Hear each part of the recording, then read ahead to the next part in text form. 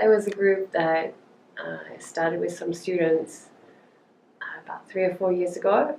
We decided to do some fundraising and things like that. So over the years we've done different activities to make money to help KZN Rhino, which is the group that we have been supporting all the time.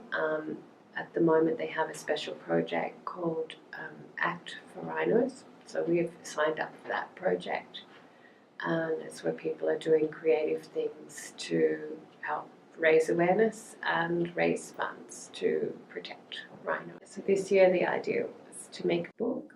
Well, it's a children's book, and it's quite short, but it tells the whole story about the last White Rhino, Sudan, and how his life when he was born, and how his childhood was, and how he was captured, and the most impacted moments in his life. And the whole book just talks about his life. We drew the drawings ourselves, and we made a storyline based on real life facts. Well, since it is for children, we don't try and make it as bad as it really is, but we just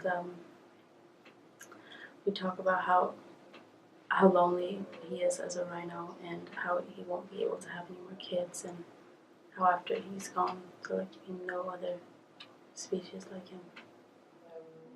It sends the message that it's a very important cause, that there's something that needs to be done about it now, and we think that not a lot of people know about it. Just thought about our own skills. I mean, some of us like to draw, some of us like to write, and to conjoin these things together and then make something that we all enjoy.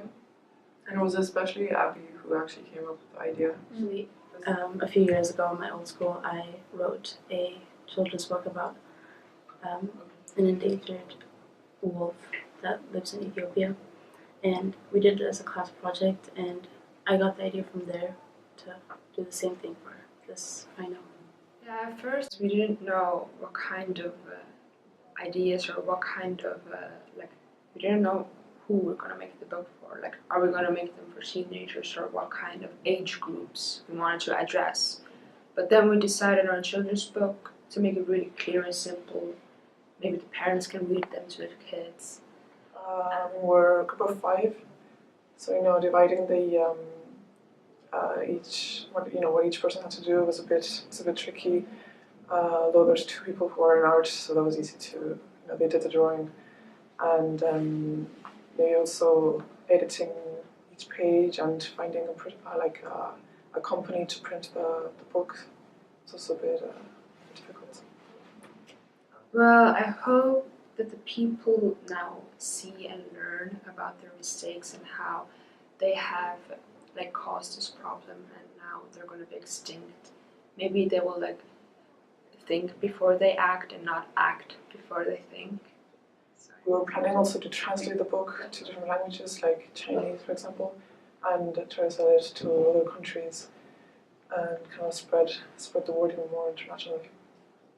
I mean, obviously the kids at this school won't be able to stop rhino poaching, but it's just important that they know about it, and perhaps even the parents will get exposed to it. Because if you make an impact on someone that's younger, perhaps it will stick with them. I mean, of course, it's always what's more important, saving children or animals, or I think it's important just to remember that